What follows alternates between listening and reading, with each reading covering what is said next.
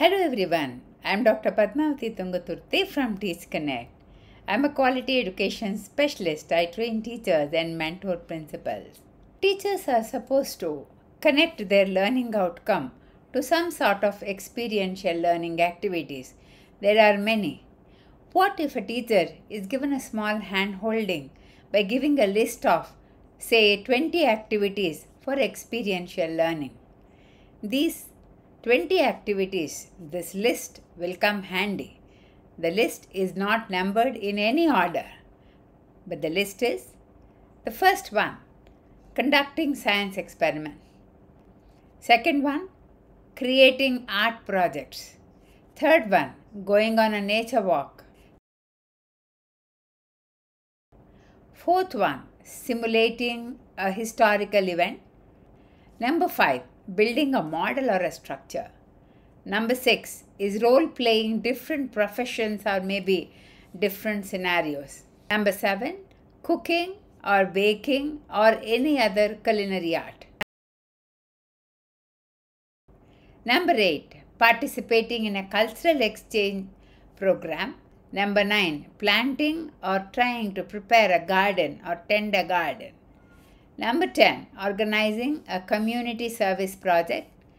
Number 11 is to host a debate or discussion. Maybe we can pull in a few schools and participate in a discussion or a debate. Number 12, create a multimedia presentation.